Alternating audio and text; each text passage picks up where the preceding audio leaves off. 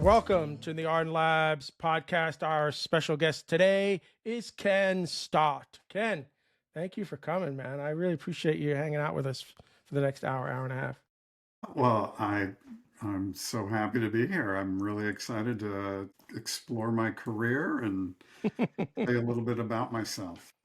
Yeah. A lot of people sort of at the end of these shows reflect, like they're like, oh, it was nice to reflect back on sort of the past and things. So hopefully you have that same experience by the I time we're think done. it will go like that, Bill.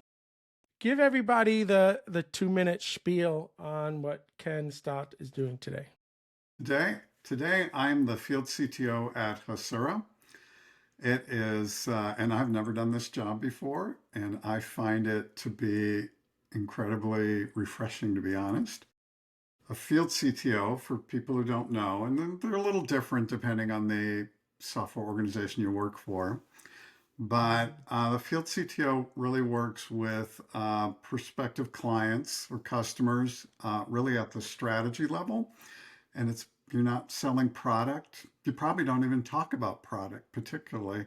It's kind of like being a free consultant. And I just get to meet the most fascinating people and have interesting conversations about things that I'm passionate about. So it's been a great job. I've been doing it for about a year now. I've never heard of field CTO. So is there a non-field CTO as well at Assure? You know, I don't think so. We're a small company, to be honest. And that's typically associated with a little bit larger companies. Um, I have been a CTO and a CIO and a CDO and all of those things, but Hasura doesn't have one. I always saw the CTO role as the person that has to predict the future a minimum 6 months out, just to make sure that when that future arrives, you're ready to take sort of full advantage of it. And that your relationships are what sort of gets you hired, your ability to right gain access to the people you need for that. Am I way off on? Well, there's a lot to unpack there. First of all, relationships are just kind of everything. I wouldn't have the career I had without paying attention to relationships and using them to help other people. But as I've done that, people have helped me quite a bit, and that's been the story of my career. A CTO, first of all, the even the term CTO has evolved since I've been in the business. I would say, in general, all C-suite people have to be thinking about the future, right? You are always engaging in the market, figuring out what's happening and engaging with your peers so you can make accurate predictions so that you can allocate the right resources, right? And make the right choices before it's needed. So it's a fascinating job. All right, so I wasn't way off there. That's good because I'm not the CTO of Arden. We're like a consulting training company, Hmm. but I'm always playing the long marathon game. I'm trying to figure out what is the next big tech in 2 years that we should be experts in, so we could provide the training and the services, right? And so we bet on a programming language called Rust about 2 years ago, and that was ended up being a good call. That's starting to happen. The next language I'm looking at is Zig, and I'm still on the fence with Zig, but you've heard of these programming languages. That's cool. You know, what's one of the unusual things about me is I, even though I've operated generally at the higher strategic level, I'm absolutely fascinated with all those things, and I spend so much time playing around with that stuff. So I did learn Rust about less than a year ago, and it's got some it's got some interesting things about it. Yeah, yeah. Uh, both type safety and performance as a language, but it's also certainly got a lot of growth. Betting on that probably wasn't a bad idea, but it's probably not the next big thing. No, we're gonna save that for the end now. I want to make sure we got a good 10 minutes there. I'm a Go developer, and we've really built our business around Go because I started that about 2013, and that's been, that was a nice surprise what that language has done. But I'm gonna save some time now because I want to We're going to get Ken to reveal what the next big thing is. Okay. So we'll see. But this is a show about you. I got to drop you in the time machine. So a couple of questions as we start here. What year did you graduate high school? 1977. 7. Okay, so I graduated in 87. So okay, you got 10 years on me. 77 is going to be fascinating. Oh, this is going to be really good. And now this is the one where you got to clear your mind. Don't think too hard. I want the very first memory you have of working on a computer. Try to tell me roughly how old you were too. I was 14 years old. It was a DEC PDP-11, Wow.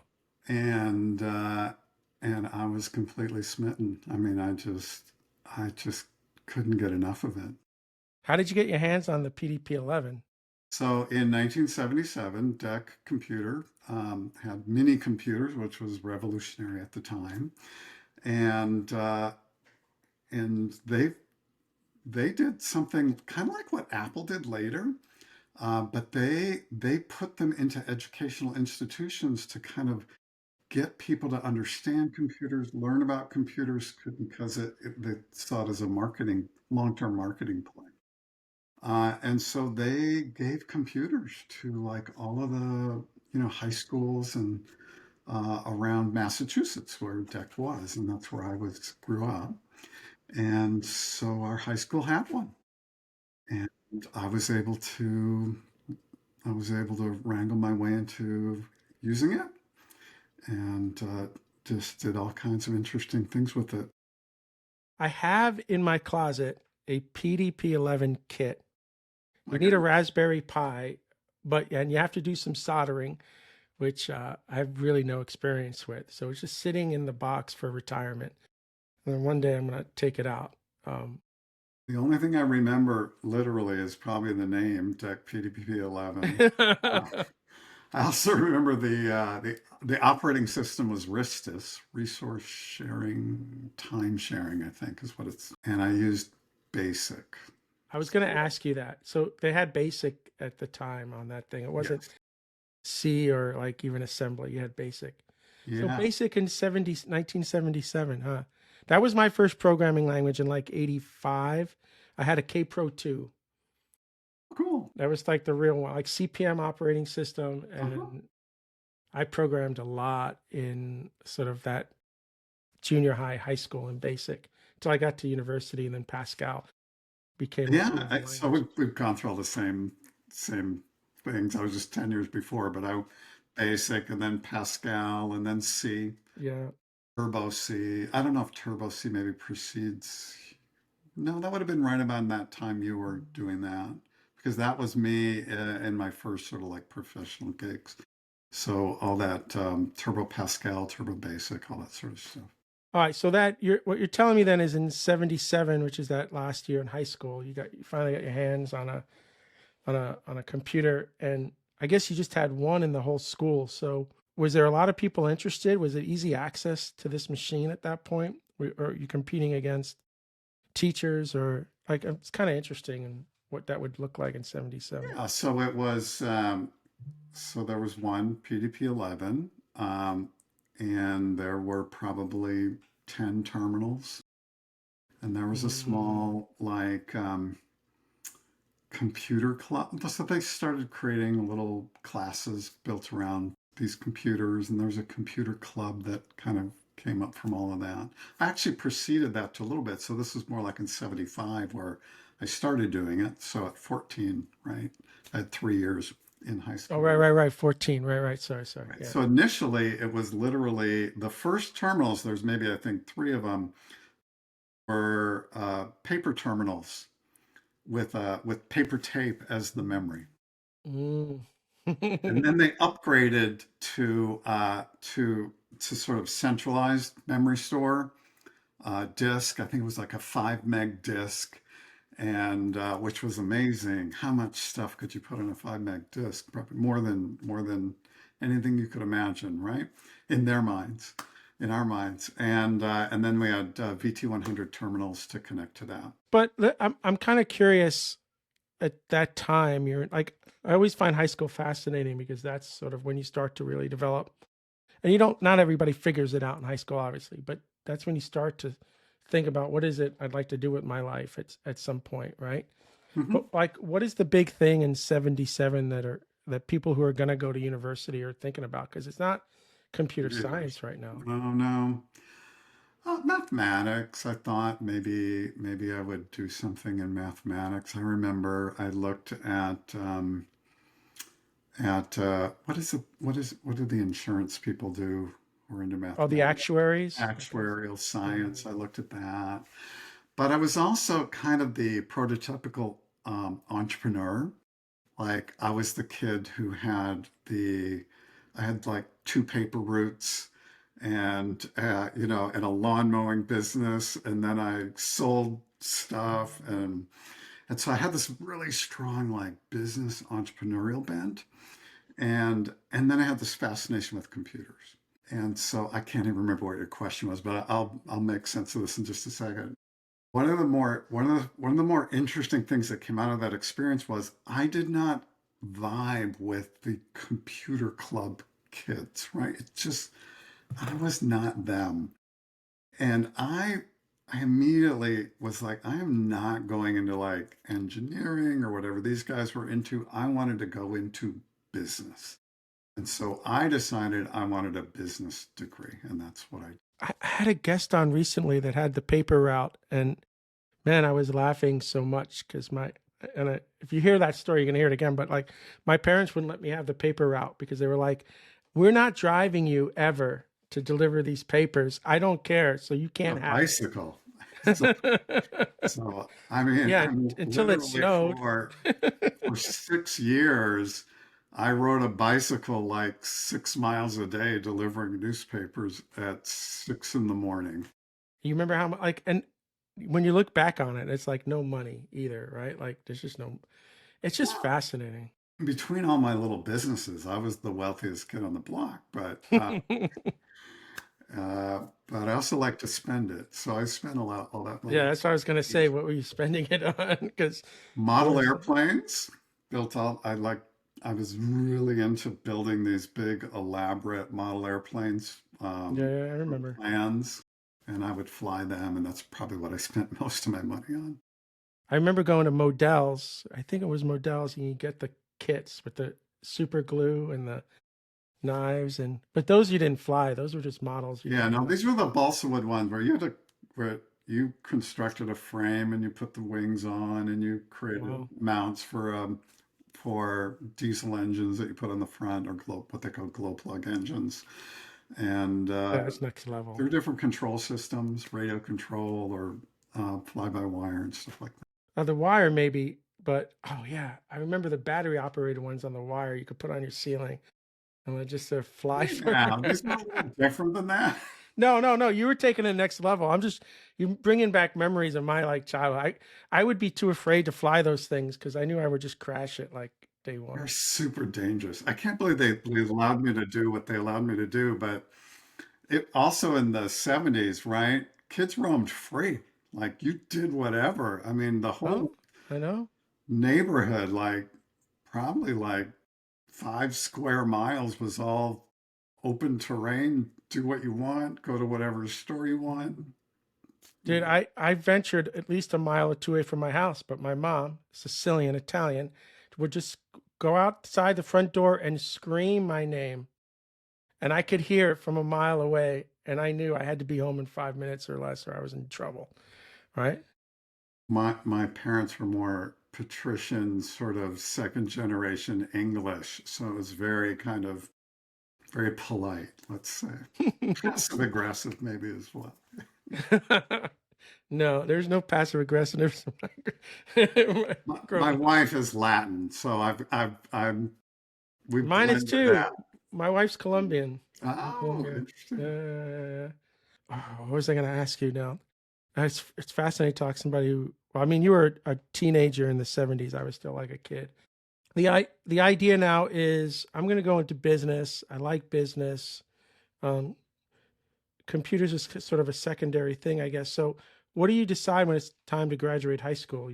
I'm obviously you're thinking, oh, you know what I was going to ask you? I was kind of curious what your parents did Yeah, for a living. That's what I was going to ask you. working class. My father was a welder, had a high school diploma, fought in World War II, learned a trade in World War II. He was in the engineering corps and came back and was a welder. And my mother was a homemaker, but later, I think she did a few things. She was a bank teller, store. A lot of passion around making sure our children were educated and had strong ethics. Um, and there was a lot of interest in working hard and making a difference. Where do you think the business side of your personality came from?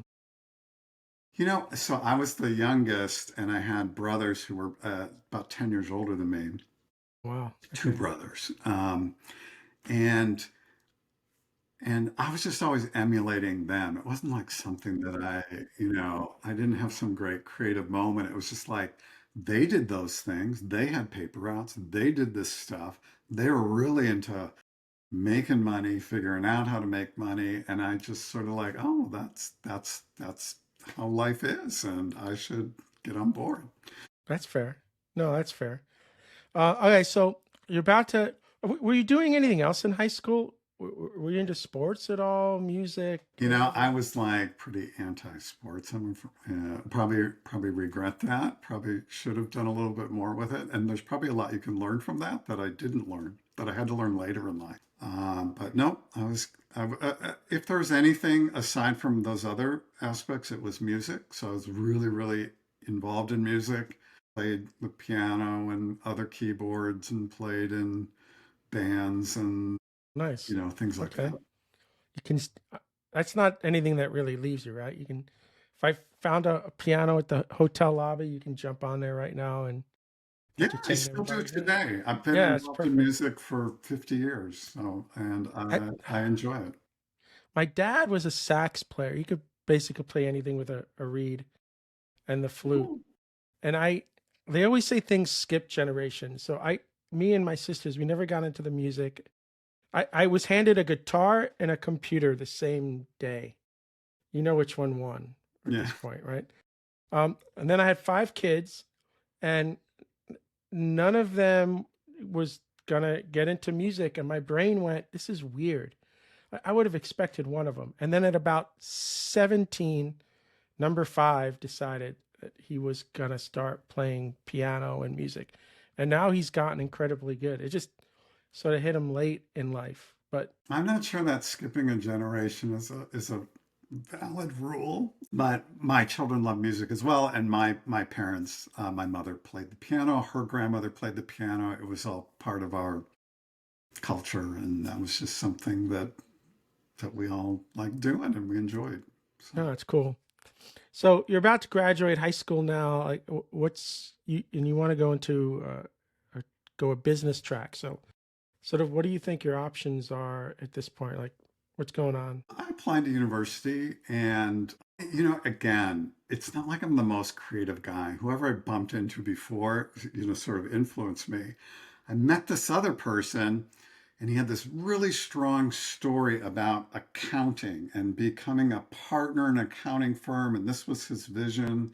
And he got it, I think, from a childhood like a peer of his father or something. And he was just really impressed with this guy. And I thought, that's a good story. I'll just do that one.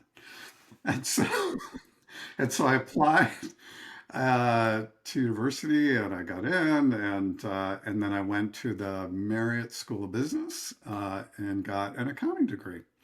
And At the same time you were in university, you did both these things, or that's where you that is so the merit? what you do Yeah, is, yeah. right, you get into the general program, and then there's business schools and other things you apply to.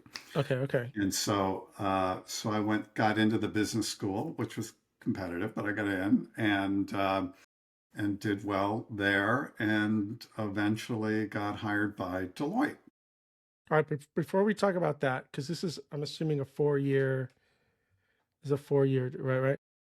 All right. So is this university you're going to, is it close to home? You're still living at home? You finally get out of the No, house? it was in Provo, Utah. So I went to Brigham Young University.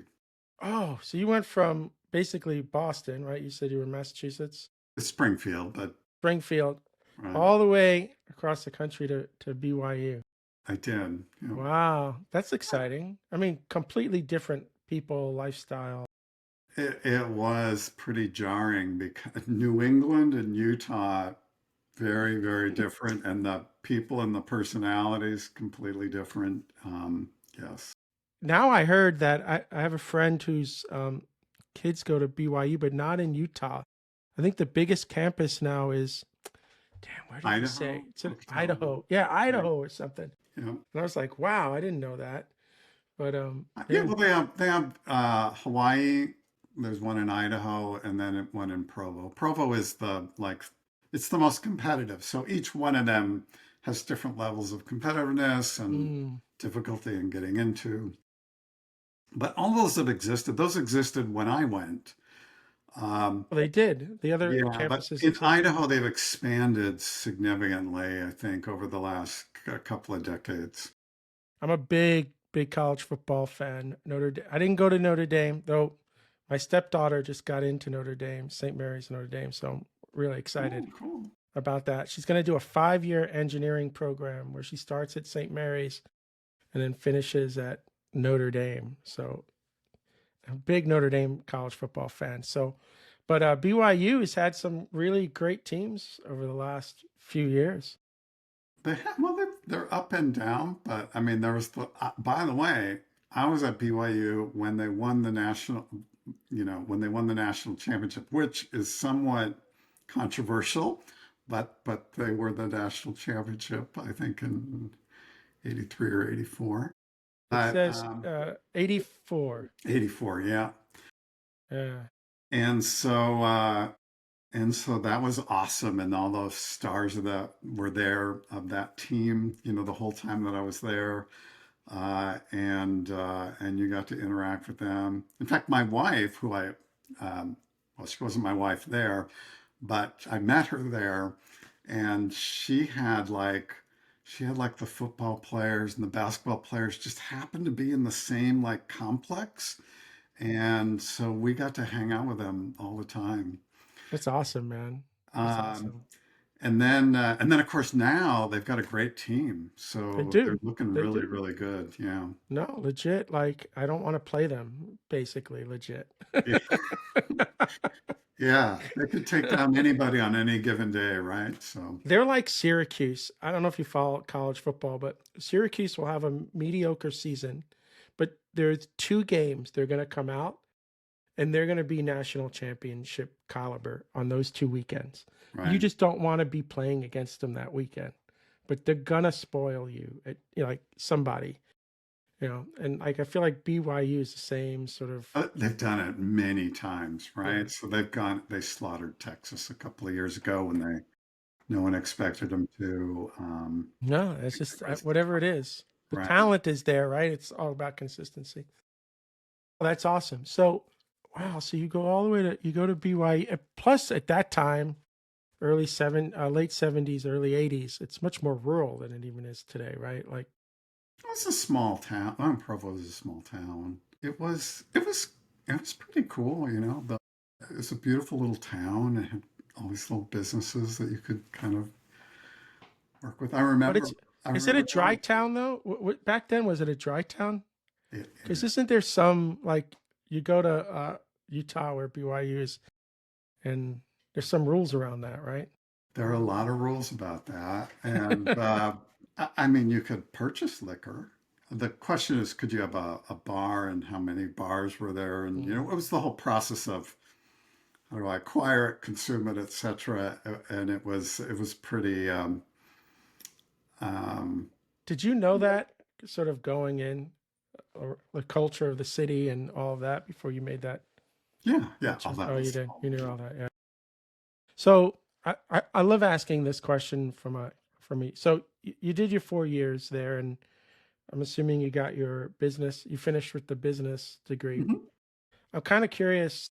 I always have. I don't know why these questions are fascinating me. Like, what was your favorite class when you were there, and which class did you like just despise ever having to go to? Do you remember? I do. I could not get into the statistics class. It's just, and I remember the students there. It was one of those classes where the lecturer would just allow them to ask questions about the material we were supposed to have read. And so the Mm. whole thing, both the professor who was lecturing, the students that I was surrounded with, just all annoyed the crap out of me. Um, and actually, the thing I really enjoyed the most is I took a ballroom dancing class, and that was, Nice. and I met anyway, I made some great friends there, and it was just really fun. See, I love asking a lot of kids who go into the computer science. I just talked to somebody who did computer science back in like 2017 in India. And I said, "Did you take any liberal art classes?" And she was like, "No, it was all sort of engineering, math, right?" Hmm. And I said, "Well, did you miss not taking some liberal art classes?" Because I remember enjoying my anthropology class and my philosophy class. And I would have really, I mean, looking back on it now, I enjoyed it. So I love asking, like, you had liberal arts, so you enjoyed it or not? Yeah, that reminds me because I might have given another answer to my favorite class. The more serious class, which I really enjoyed, was the organizational behavior class. And that just enthralled me. Just this whole idea around how how people interact and what their motivations are and how you engage in that and how you create influence in that. I just found that to be And that's still relevant today, too. Like, it is, people and it don't still really change. inspires me today. I mean, I think I still feel that was relevant to all of the senior exec work that I'd done over the decades and how I thought about working with other people were lessons that I learned in that class. That was a business. Was that a class that was part of your major, or was that? It was, yeah, yeah, yeah. Yeah, nice. We Yeah, didn't have the ballroom. A ballroom would have been fun. Yeah, it's nice to be able to dance. Isn't it nice if you go to a party or a wedding or an event and you can get on the dance floor and dance a little bit and not look like a clown? Like, there's something I'm nice not about sure I achieved that, but yes, that would be nice. That would be nice. well, you can do a little salsa, right? Just enough to keep up with your wife. Because There's I a can do lot. the. I got like 3 moves, man. I got 3 moves, okay, and I can do it. All right. What about you? You got at least 3 moves in your toolbox, right? I think I may have let them get a little rusty. Now you got to practice at home before the next event. I'd rather play the music for ballroom dancing than maybe dance these Then days. dance to it. All right, that's fair. That's fair.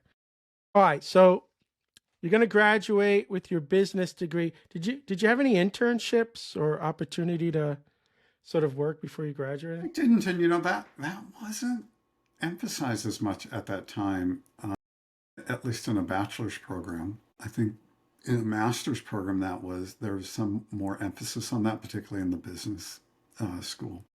That's a big thing today now. It's It like is huge almost a deal. school recruiting thing. Yeah. Yes. I would say BYU was really good at bringing in. They were very attractive to consulting firms and like Bain and Deloitte and all that, and all of them came to the school and they spent a lot of time and effort to connect us with those people and make sure that we had good recruiting experiences. Now, did you decide that you wanted to continue education once you got your bachelor's degree? Or you want to get in the workforce? I was not that enthralled with school ever, to be honest. Dude, like you and I are like identical, man. Like it's crazy I to me. did what I needed to do, right? I knew that I had to hit certain targets. I'll do it, right? But I wasn't enjoying it, and I did not want to go back and get a master's or a PhD or any of that sort of stuff. Ken, I had the worst attitude, and I was a little I'm going to tell you, I was always a little immature. I think for where I was, my mom started me in school a year early. At some level, I wish she hadn't done that. But I have Irish twins. I'm like 11 months behind my ahead of my sister, and she just didn't want us in the same grade for whatever it is. I felt like I was always immature, but I always had this stupid attitude in university that your GPA is not on your diploma, so just Well, pass. that's wrong. You got that Just one pass. wrong. No, I paid Uh, attention to that GPA and I made sure that it was going to hit the number that I knew needed to get me recruited where I wanted to go, right? yeah, you were better than me, dude, because I just wanted to pass at this point. I hated school. I just But wanted my to get the motives degree. weren't pure, right? Like I wasn't into learning because I loved school or I loved this. It was like, I have to hit this number. That's what I'm all about. Whatever I have to do, whatever the classes are that I can easily configure to get me to that number, that's all I'm doing. Um, and that's it. So that, Here at Ardan Labs, we believe in empowering companies to reach their full potential through innovative technology solutions. Trusted by small startups and Fortune 500 companies alike, we specialize in high-performance software consulting, training, staffing, development, and now AI. With over 14 years of experience, Ardan Labs has trained over 30,000 engineers and served over 1,000 companies worldwide. Whether you're mastering Go, Rust, Kubernetes, Terraform, or blockchain, we're your strategic partner for performance-grade solutions. Let's elevate your tech journey together. Reach out to Ardan Labs today.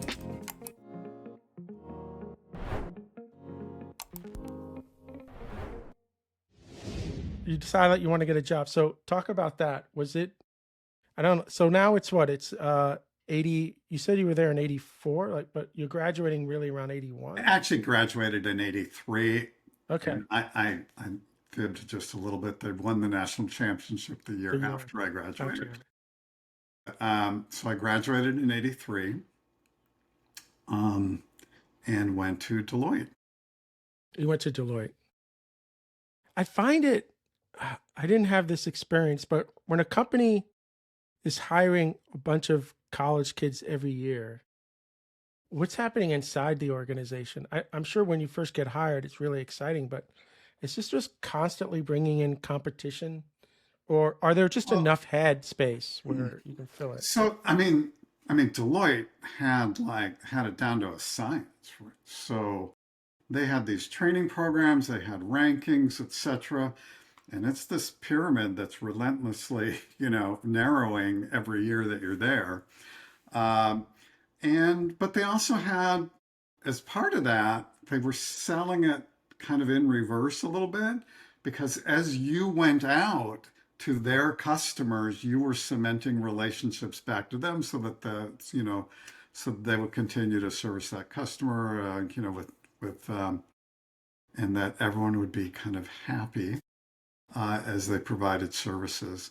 So every year, people would go out and become the controller of some mid-sized company, XYZ, that they probably learned about or were on the account. Mm, yeah. Oh, that is super interesting, right? Like if you could get that class of people eventually in companies making decisions, they'd bring you Yeah, back. they were Yeah. really smart about this. Yeah. So Yeah. they just had a whole program around it. But they had to treat you really well for you to want to bring them back in. Like that's got to be a part of it. Yeah, so it was all, so occasionally people would get cut, but most people were leaving because they understood.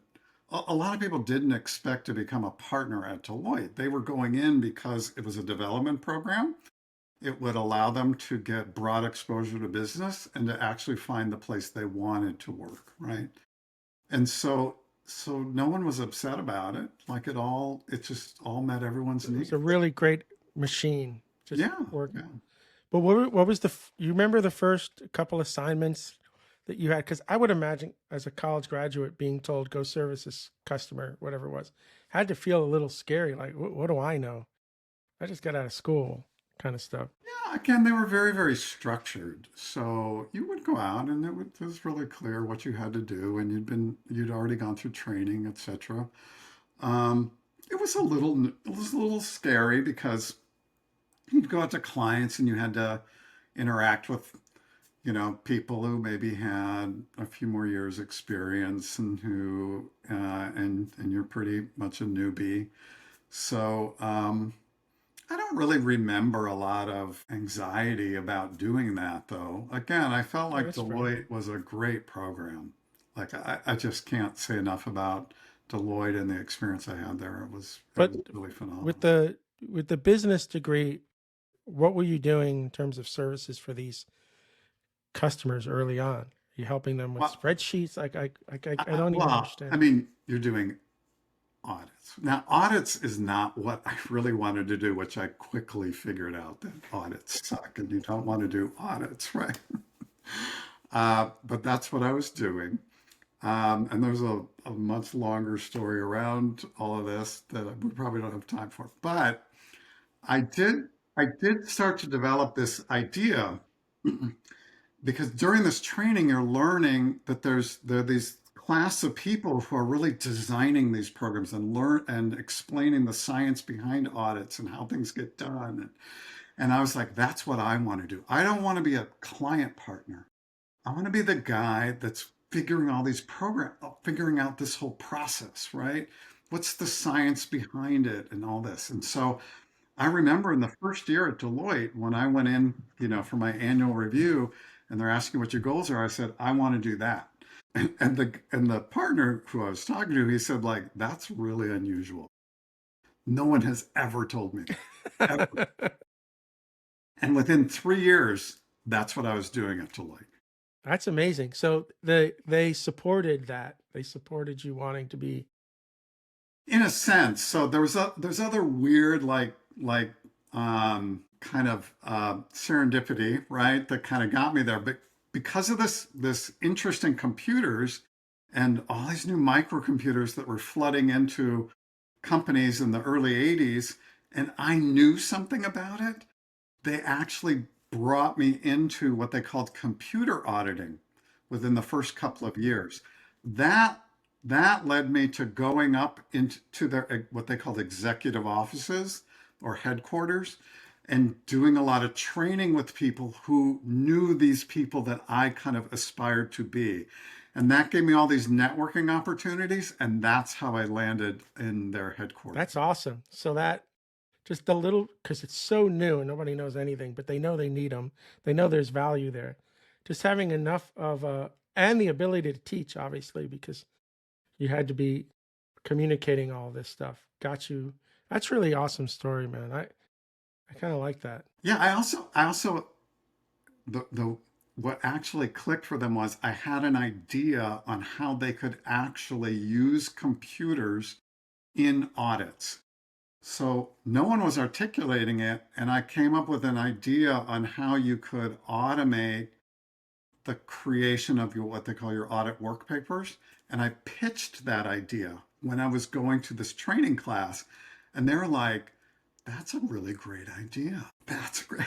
And they said, you need to talk to so and so. And it was this guy who had done like these microcomputer statistical programs that they were using in audits.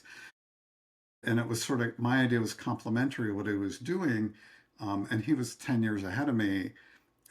And so he actually took that idea and built an entire program around that and then hired me to be the primary analyst to help work out the requirements around this. See, what I find fascinating that I don't know if it happens today is nobody felt threatened. In today's world, almost sometimes I feel like if you had come up and said that, somebody would have been threatened about they didn't come up with that idea or their job, but they sort of embraced it and they even allowed you to get involved.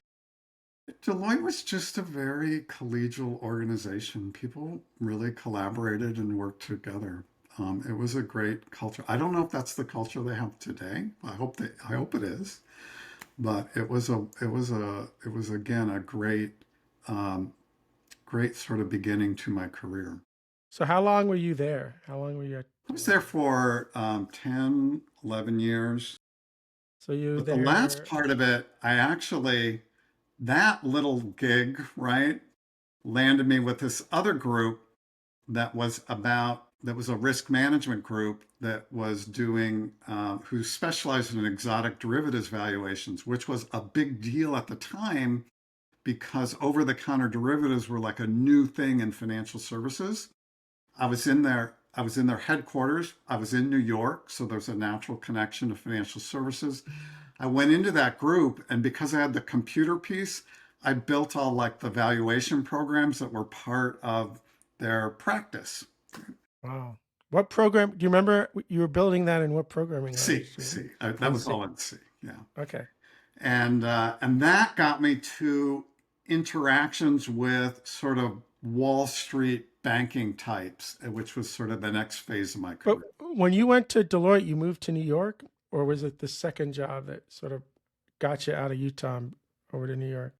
I actually was, well, there's a longer story. I started in Albuquerque, went to Dallas, which is where I picked up the computer auditing bit.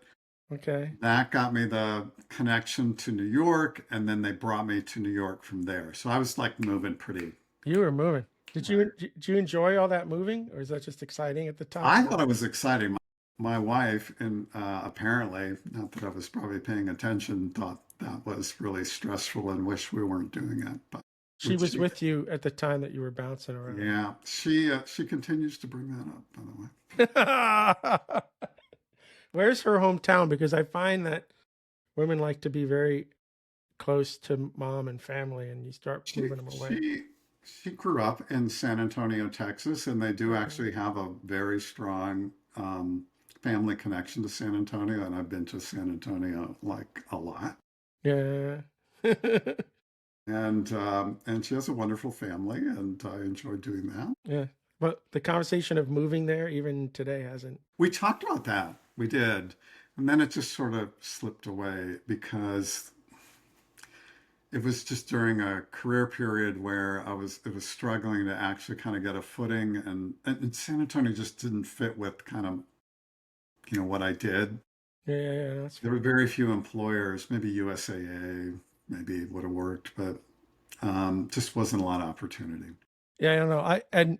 I've been to San Antonio a few times. I was at Rack Space when they had that mall. I don't know if they still have that mall, but they needed office space, and they basically bought or rented a big mall out there, and that was there. In fact, Google Maps at the time had full inside pictures of their office. You could walk through the mall. It Huh. was crazy, man. It was crazy. I only asked because in my first marriage, my wife was from New York, Long Island. We moved to basically Miami, and I could always feel like she wanted to be back in New York, and I couldn't make that work either, right? For some of all the same reasons, and it can weigh down on you after a while. Yeah, I'm somewhat driven, maybe just slightly on the spectrum kind of guy, and I get an idea and I just have to fulfill that idea. Yeah, no, that's fair. And I probably don't pay as much attention to the people around me, and I'm not thinking as much about what I'm trying to do impacts them. Um, and probably isn't the best part of my personality, to be honest. But Uh, but it's do, worked. We've stayed together, and we've all worked through those things to a degree. And yeah, it's awesome, dude. No, I mean nobody's perfect. We try to tell the kids all the time. It's not about finding the perfect person. It's about finding someone that you can live within the scope of their flaws, right? Like I can, right? Like I can deal with that, deal with that, deal with that. Um, my wife says it much better than I just said it here, but there's like some truth to that, right? It's just some truth to it. maturity. I mean, people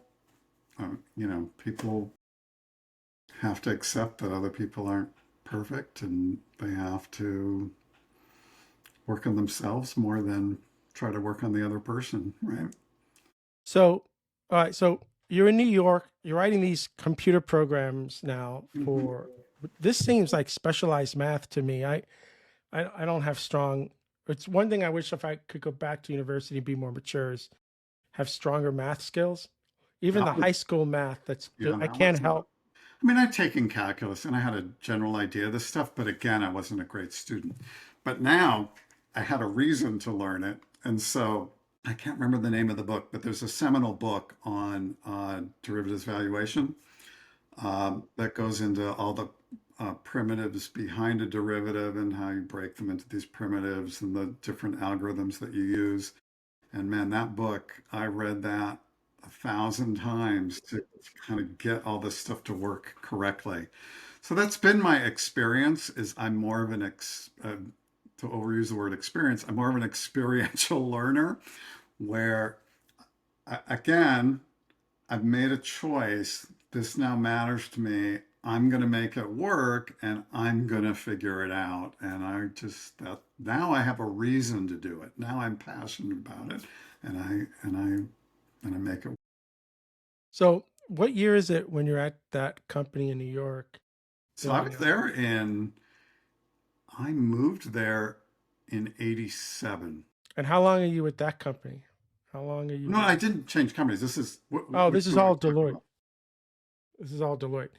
So, Right. So at Deloitte, I moved to New York and then I got 6 more years with them. And then I went to Wall Street. I went to a company called Bankers Trust, which was a competitor to JP Morgan and Morgan Stanley. But they were eventually acquired by Deutsche Bank. But anyway, so I worked there for a few years. how'd you like working on Wall Street? This is like mid 90s now, right? Yeah, Like, so so, that was also crazy and totally different than yeah, Deloitte. yeah. They were so visceral and F bombs like every other Like, minute. And it's, I yeah. just told you to do this. Why isn't it done yet? Let's go. My very first day, I'm sitting in a staff meeting with this guy, with my boss and his subordinates, and he starts dressing down this person, and I'm like, holy crap! Like, whatever did What I did I get just get myself into? into? Uh, and then I eventually became that. I think after a while, but Well, you survive or die at that point, right? Like you switch yeah, modes I just or remember you had to start developing. Well, you had to kind of start developing these same traits that aren't the perhaps the best, and I had to unlearn them after I left that organization. But at the time, you had to. I mean, you had to like slam your fist and curse at people and tell people that this had to get done, and that was what was expected. And yeah, yeah, that's yeah. how we made it work. Time is money is very, very, very real in that sort of environment, right? Also, I was coming from more consulting that never had any heavy deadlines, to be honest. An exotic derivatives valuation is not exactly something that has an emergency around it, right? Most of it was like prepping for court cases where someone was suing someone about something, right? Um, but now I'm running tech for several bond trading desks, and it's got to work like every single day. It has to work, and if it's not working, it's an emergency. I always tell when people, as a joke, sometimes people say, "What do you do for a living?" I say, I build air conditioners. I go, "You've been comfortable for the last hour, right? You haven't thought once about the air conditioner, right? That's what I need to build. If you know my name, I'm failing, Yeah. like, right? And that's the environment you are in, like next level. Like nobody needed to know Ken's name because his software works all the time, and right, and it's low key. What was, but I do remember this, right? I remember walking the trading floor and seeing all of my work product on the screens of these people who were doing serious business. And that really impacted me. It just, I was had a lot of That's what pride. kept you there. That's what kept I you just there. had a lot of pride in being able Yeah. to do that. So I was going to ask you, when thinking about that job now where you are, as opposed to maybe when you left, like you would never have not done that. Thinking back now, right? Like even though the environment was so toxic, let's say, Mhm. if you could go back in time, you would still take that job, right? Well, it was really critical because that really led me into a kind of a 15-year period of sort of C-suite jobs. And it's what got me like that consulting experience combined with like real world tech, manager experience is really what formed all the philosophies and theories that I could then take into the next level roles, right? And so uh, it was absolutely critical in my career journey to have done that. I'm kind of curious, like, how long were you at that company? Were you there for 3 years? Oh, 3 years, but it Three was years? really important, really critical kind of foundation for the next role. But w- when you go into the next role, is it in the same sort of headspace or is it back to a more, because I'm kind of curious uh, how you deprogrammed yourself at some point, right? Like, because you Well, can't go into the next role like that. so what's interesting was, so by the way, every role, I don't think there's ever a job that I ever took that wasn't based on a relationship that I had networked into. And so my next role was the chief information officer of Coke trading. Coke is the $100 billion commodities organization that Charles Koch runs, that everyone's familiar with, that's headquartered in Wichita, Kansas. So a friend of mine became a CFO, uh, and then he lobbied for me to become the CIO. That's And a big job, dude. That's a big jump. I mean, you're I was a running divisional information system. CIO. So I mean, it was sort of the Okay. next level, kind of Yeah, where yeah, yeah. I was more like departmental exec at Bankers Trust, and then I was going to become a divisional exec when I went there. And again, there was a lot to learn. First of all, Wichitans behave very differently than people from New York. Um, For sure. Speaking of passive aggressive, there might be a little bit of that there. Uh, you'll never get the real story sitting in a meeting. It's all happening somewhere else. In New York, you left the meeting knowing what was going on. I can't say that was the case in my next experience. What else was it interesting about? Why do you think that is? Just give me 2 minutes here.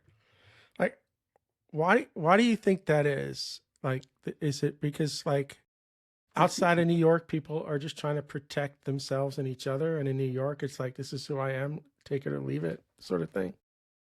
Um, well, I don't know. It reminded me a little bit about my own family and their sort of British sort of background. And even my experience working with people in the UK is there's a there's a strong disposition to not have any open conflict, and that therefore that means you're not going to really say what's on your mind in a meeting, right? So it all happens in different ways that maybe if you don't understand that culture, you're not picking up on the signals, and Mm, you're not having the additional conversations to get the real story, right? I see. Yeah, you Um, need the side channel conversations where there's somebody feels more safe yep. and there's more trust Yeah. to do that. Yeah. In New York, it's not about any of that. It's like, I don't have time for this. So this is it. You like it? Great. If not, there's the door. We're moving on. Yeah. It was refreshing, and it has its pros, right? It also has its downsides. Yeah, it does. Yeah, no, neither is perfect, right? You need something in the middle somehow, somewhere, right? But it's Well, hard. we all would like that. It probably doesn't exist. I think the key is for us to make sure that we understand that culture changes. And when you move to a new organization, you need to put in time and effort to understand that culture so that you can have the most influence within it. I'll tell you this though. I noticed it with my kids. My kids, for whatever reason, right, were as they've got older, they were starting to behave in a passive aggressive way. And I literally sat each one of them down at some point to explain the behavior and why this was not good behavior. And the light bulb went on with all of them, and they don't do it anymore. They just don't do it. And it became to me like they didn't realize that they didn't know that they were behaving this way. And they realized that they didn't want to behave this way, and they kind of You should, stopped. we should have had this conversation 20 years ago, Bill. I would have had you come in and talk to my kids. But So I think people in general don't want to from my little experience with my kids and others, like people don't want to behave that way. They may just may not know that they're doing it. I don't know. It's an I mean, there's interesting that thing. whole that there's the question of is it innate or are they more deliberate in the way they approach something? Probably From, depends from on the person. when I was able to show them how other people in their life was behaving the same way, and they realized they didn't like that, and then connected it to, well, you're doing the same thing.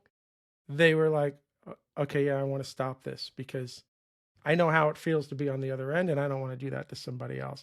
Like somehow making that connection sort of helped Yeah. them all. Well, that sounds like a good idea. But I think what's interesting is you have had to manage and lead people in more than a handful of states all over the country with more than a handful of cultures and personalities, and learning how to adapt.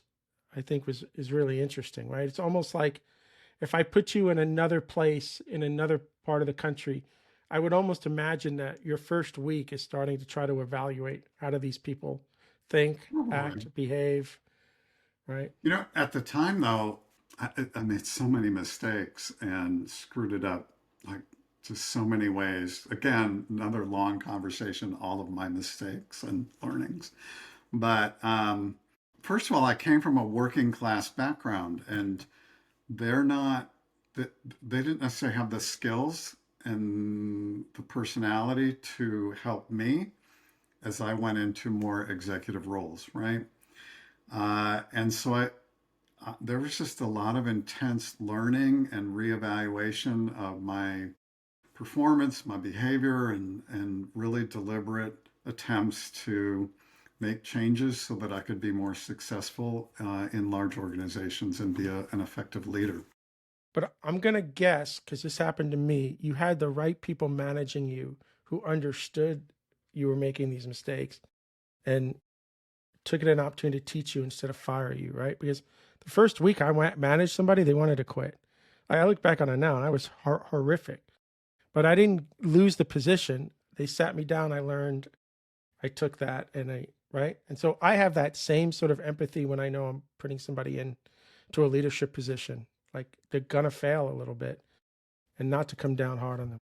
Yeah, well, first of all, there's so many different dimensions to being an effective leader and different dimensions of the relationships that you have to build, and some of them may go um, better or worse. I would say that I was naturally better at working with people as subordinates, and that always worked really well for me. And people enjoyed working for me and complimented me, which my wife likes to say, of course they would because they worked for you. Uh, but but I feel like it was genuine. Uh, That's fair. I think I had more problems dealing with peers and how I integrated with my peers and figuring all that out. And that was, Interesting. Interesting. um, and then I did have a couple of, I had many really, really good bosses that I was very fortunate to have, who I'm not sure I don't know how intentional they were, but they were wonderful role models. And I learned so much from them that I applied in, as I was trying to become an effective leader within these organizations. So it seems to me, no, it's getting interesting because now you're in Wichita, right? You're going to spend some time there. You've worked at a lot of companies, like even prior to where we are. You're not this person that spent 20 years in this one place, 15 years in another. It seems like throughout your career, you're working somewhere 3 or 4 years. You get to a certain level of growth, and then you go and you find that new opportunity. Well, the opportunities are coming to you because of the networks, and the people that you've met are also moving up the ladder in respective companies, right? So that's one of the interesting things is are you gravitating and creating a network of people who are progressing, right? It's kind of like you don't want your kids to hang out with, the local, with the thugs or whatever Or word we whatever, want to right? use. I You know want your we're trying kids to to be, just hang yeah. out with the other kids who are motivated to move forward. And if you're successful at that, you kind of end up building these networks that just pull you along. A lot of it was less intentional. Like I just sort of naturally was goal driven and had relationships with people who kind of had similar perspectives and were probably better than me at it. And they just kind of pulled me along, right? And gave me these opportunities that I was able to take advantage of. But I would argue that, and I've had to say this to people I work with when somebody new comes into a company, a new senior person, like that new CTO, that new VP of engineering, right? There's going to be change because that person wants to be successful and they know how they've gotten here and they want to bring in the people that they know, that Hmm. they trust to do it. And I always try to I don't tell myself, but everybody around me, like, don't take it personally if these people come in and if you're let go, because if I put you in the same boat, you're going to do the same thing. You're trying to go there to be successful. You know the people you need around you to do that. And what I'm hearing from you is it's not necessarily about the fact that you've got the full experience. It's this is somebody that I trust, I've worked with before. I know they're going to help me get the job done, and I'd like them on my team. I mean, I would do the same thing. So I would pull people along with me that and try to convince them to join me, of course. Um, I think it's important not to overdo that.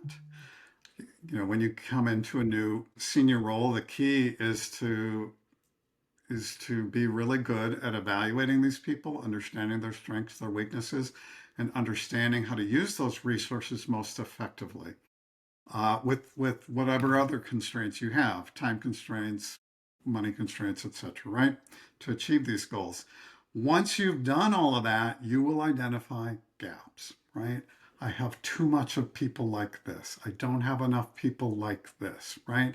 This person seems 20% better than this person, right? I got to fill those gaps. I got to build, it's useful if I can bring in people that I know can fill those gaps that I have trust in.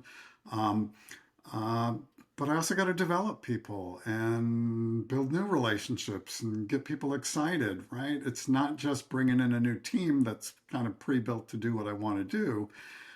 And the other thing I would say is if you do that, right, you're in this large organization, you're going to cause a lot of disruption when you try to bring in, some new team and cut a bunch of other people out.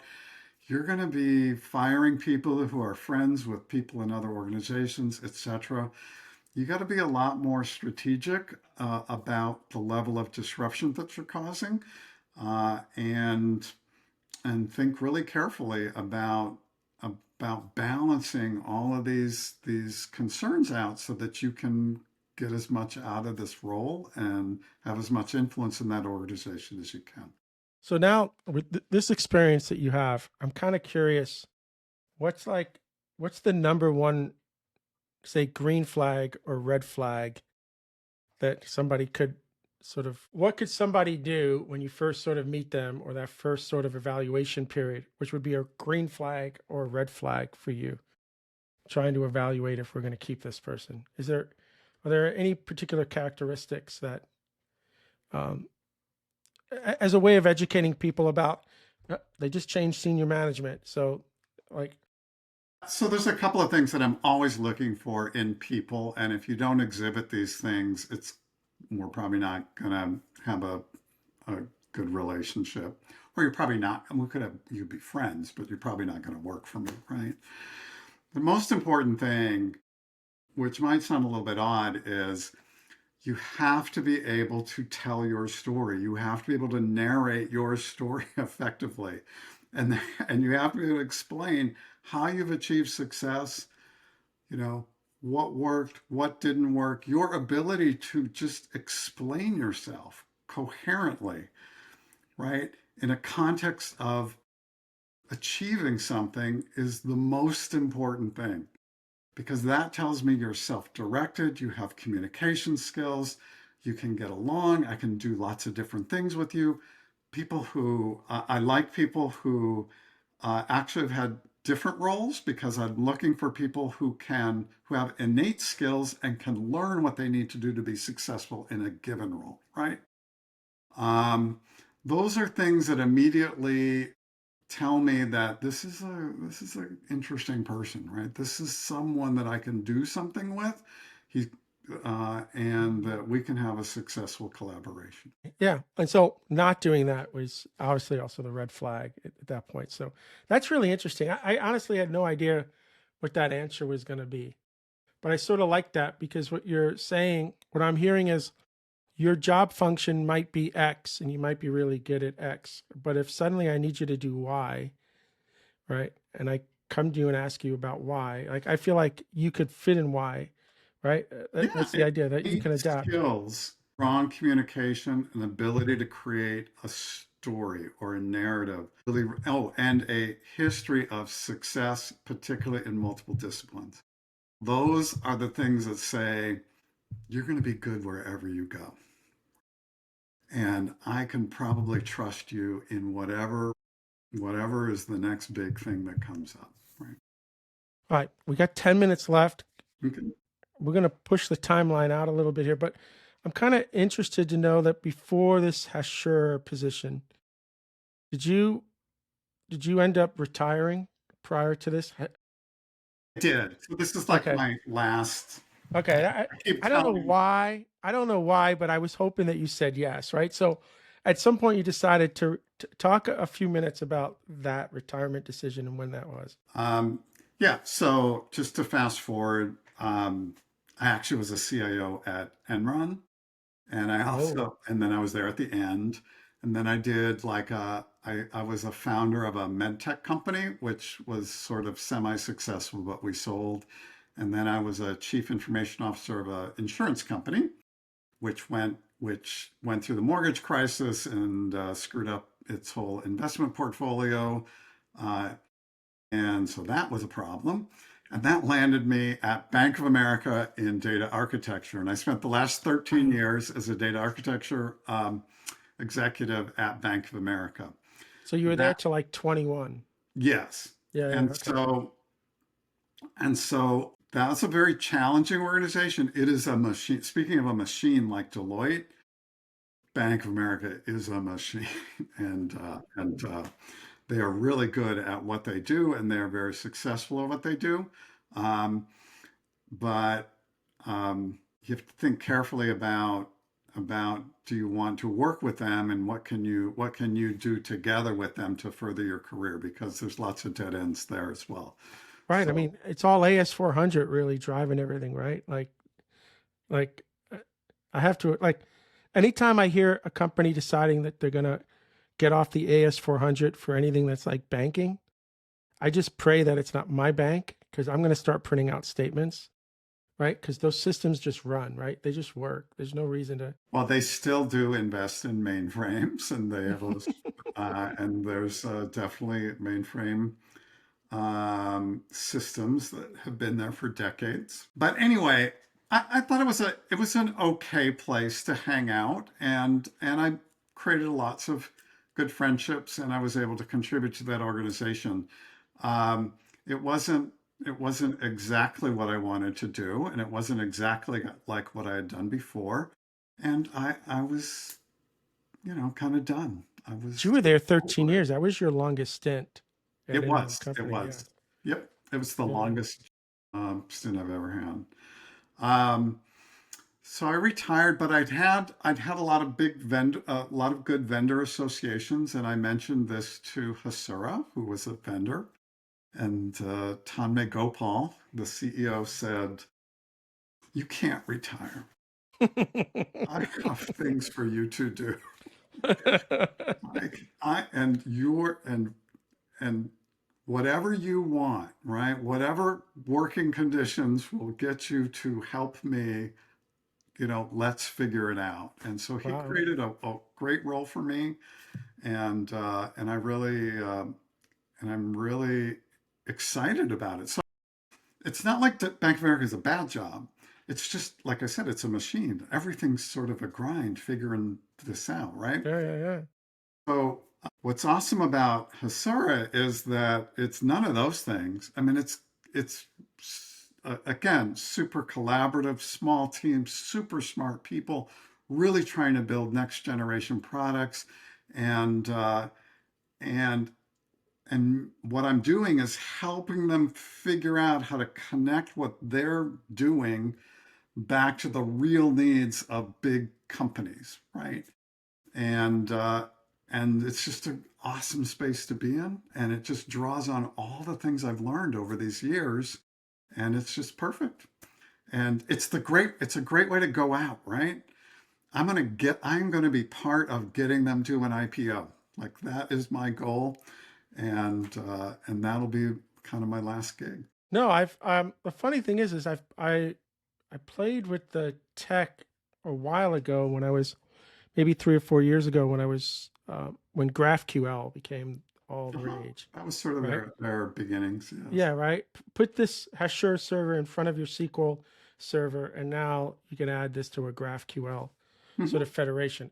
I just jumped on the website again for the first time, and it looks like now they got the idea of PromptQL and integrating now that those ideas with all the AI, LLM Yeah, stuff, which is super interesting. Yeah, I didn't realize they had moved a little bit in that direction. they've actually made two big changes. I mean, the first thing was more product-led growth, open source, QL, and GraphQL Federation. And that's actually how I got associated with them, and it was one of the projects that I was doing at Bank of America. Used their products. Um, then they developed this idea of a more of an enterprise sort of data distribution network that was that really could go beyond small projects and really sort of thrive at the sort of at the top level of an organization, sort of like last mile problem. Sort of last mile of data is usually where everything gets screwed up. This is where all the controls, this is where the, start to get a little loose, where the wheels come off, and then information gets to executives or to regulators that we didn't intend to or is incorrect, right? And so their first product was DDN and building this sort of semantic layer, kind of a universal data access layer that would add some of those controls for that last mile of data. And that's kind of where I joined the company at that stage.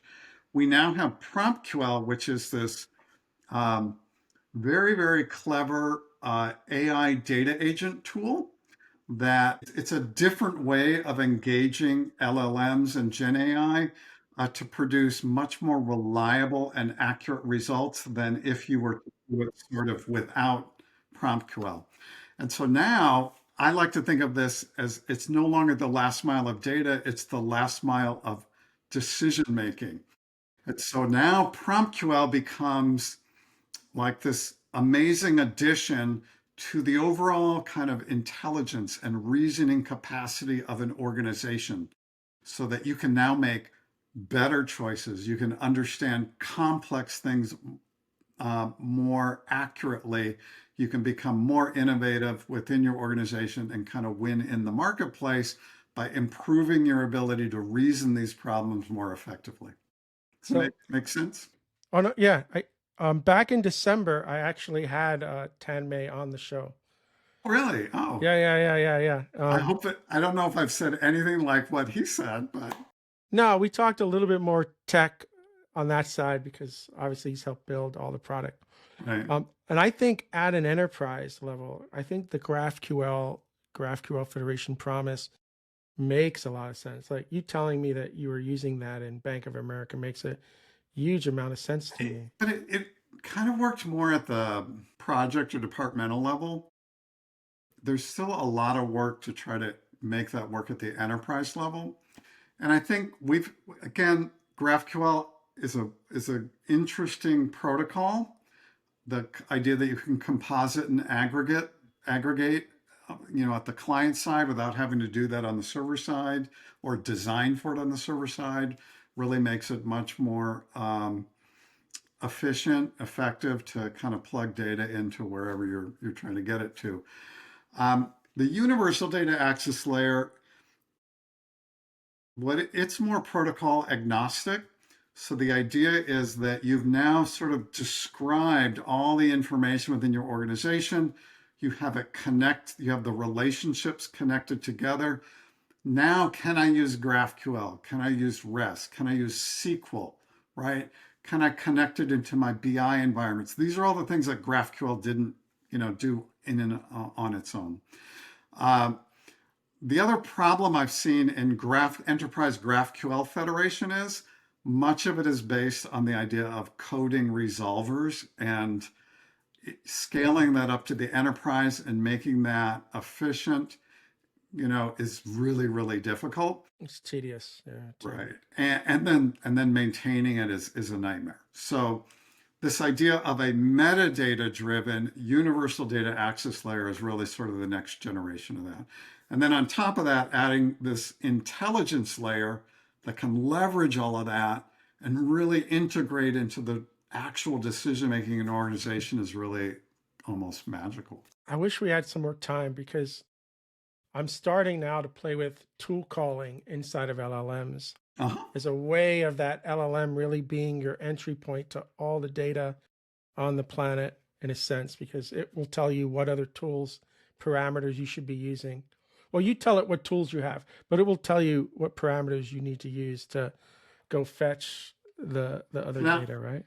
MCP as a protocol is very interesting and it's going to be here to stay.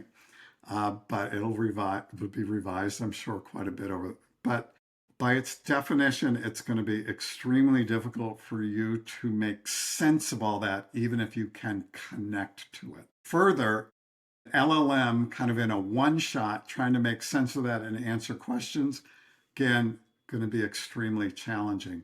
And I don't know if this is where you're headed, but PromptQL orchestrates that, right? It sort of understands the limitations of LLMs and because it understands those limitations of LLMs, it can orchestrate the way it works with LLMs to actually improve the overall experience and the overall quality of the outcome. It's a little hard to explain, but the simplest thing to explain is PromptQL uses LLMs for planning. It doesn't do anything other than that. It says, given all of this information, you tell me, how would you answer this question? PromptQL takes the response from the LLM and then it figures out how to answer the question based on the plan. That's super interesting. Are Yep. there, I'm on the site. It would be great if you had some videos or some demos Got of lots. that. Okay, so we're totally out of time. You have a hard stop, and we could talk for another half an hour here. So, for everybody listening, if somebody wanted to reach out to ask you more questions or see some of those demos on the PromptQL stuff, which I do want to see, what's the best way to reach out to you? Well, first for the videos, just blogs.hasura.io is the quickest way to find all of the things that I've written. And I've got several videos that I've also done with those blogs. So also tons of repos and other things.